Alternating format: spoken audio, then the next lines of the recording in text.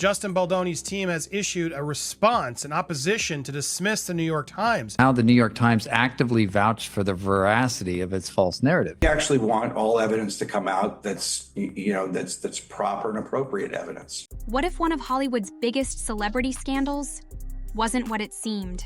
When Blake Lively accused her co-star and director Justin Baldoni of shocking misconduct, it set the internet on fire. But what started as a powerful legal case backed by headlines has now spiraled into chaos. Lawyers are quitting. The media is being dragged into court. And Blake's entire story is being questioned. You guys were complicit here. You guys were involved in this every step of the way. Now, Justin Baldoni's team is fighting back. And they're not just defending his name. They're exposing something much bigger. This isn't just a celebrity lawsuit. It's a battle over truth, power, and how much control the media really has over public opinion. In late 2024, Blake Lively made serious claims against Justin Baldoni and Wayfair Studios. She said she was mistreated on set, with allegations involving harassment, body shaming, and interference during personal moments like breastfeeding. That's the whole point of a lawsuit, is you just start with allegations, and allegations are not evidence. They're just statements of fact that help establish this is the claim that I'm bringing. These accusations were serious, the kind that grab headlines and instantly turn public opinion. And then came the New York Times article, a full feature with video, which appeared to support her story. That piece gave her case the media boost it needed. Overnight, Baldoni looked like the bad guy. But here's the thing. Behind the scenes, there was no real evidence, no proof, no texts, no emails, nothing concrete to back her claims, and that's where things started falling apart. Look, there's a lot of factual determinations that need to be made here, not legal determinations. And because there's factual determinations, you got to leave it to the jury. You got to give a jury the property. Yeah, exactly. And so they're just saying, look, just let the facts decide. And the trier of fact in any case is going to be the jury. Unless it's a bench trial, then it's a judge. But this is not. This is a jury trial. Blake's legal team quickly found themselves in deep trouble. Every time they tried to present evidence, it didn't hold up. Her lawyer, Meryl Conant, was struggling to defend a case that seemed built on assumptions rather than facts. Eventually, Conant stepped down from the case altogether, a clear sign that even her own legal team had doubts.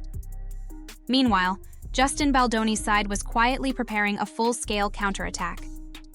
Enter Brian Friedman, Justin's attorney, known for being sharp, aggressive, and relentless. Friedman filed a massive $400 million lawsuit, not only against Blake, but also against the New York Times. His team dropped a 170-page document filled with texts, emails, and communications showing a very different story. Baldoni's team drops a massive $400 million suit on Blake and a lawsuit against the New York Times. Then they publish 170 pages of perfectly documented texts and emails between all the parties that basically show Blake to be the aggressor. Here's the proof. Instead of Blake being the victim, Friedman argued she was the one pushing a false narrative. Worse, he claimed Blake's team hired PR firms to run a social media smear campaign against Baldoni. The entire situation suddenly flipped, and it wasn't Blake holding the stronger position anymore. So how does the New York Times fit into this? Well, Friedman says they didn't just report Blake's allegations, they treated them as facts. And that's what the New York Times is coming back and saying, look, we're not Blake Lively. We're not the ones making the allegation. We're just fairly reporting on what Blake is suing Justin and Wayfair for. Instead of writing, Blake claims this happened, they made it sound like everything had been proven.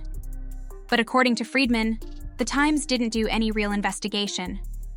They rushed out the story right before Christmas, giving Baldoni's team less than 24 hours to respond.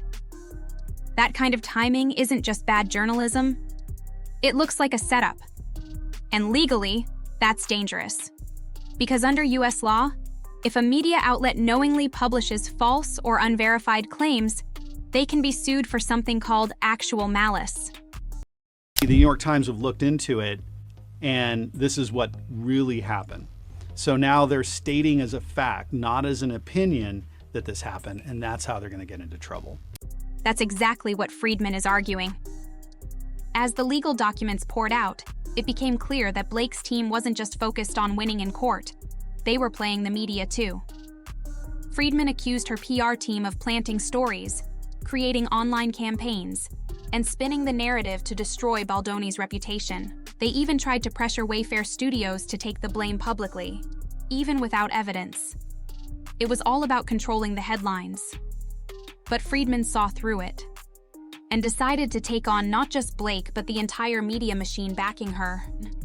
So here's why he's suing them. It's super creative.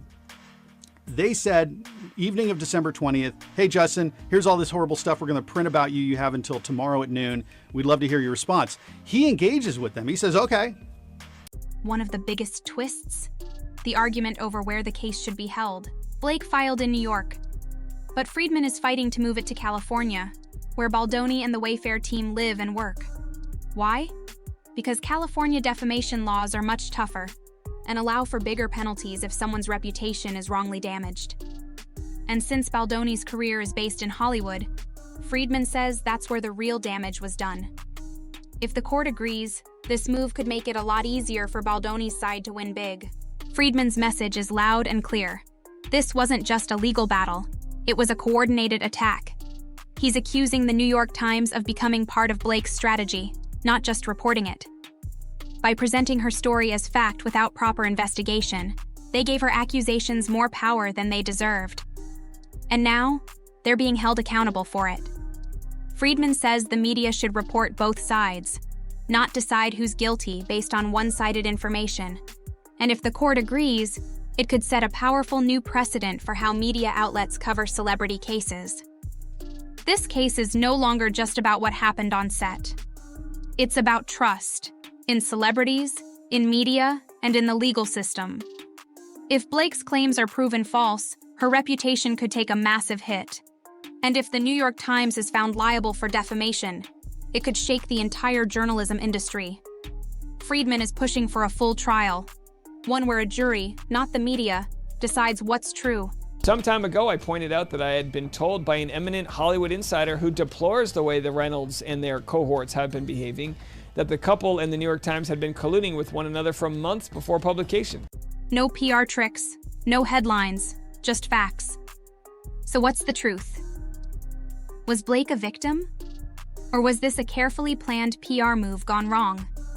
And how much control does the media really have over public opinion before the courts have even spoken? One thing is certain.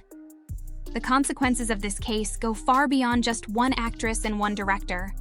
This could redefine how celebrities use media to shape their narrative, and how far journalists are willing to go to tell a sensational story.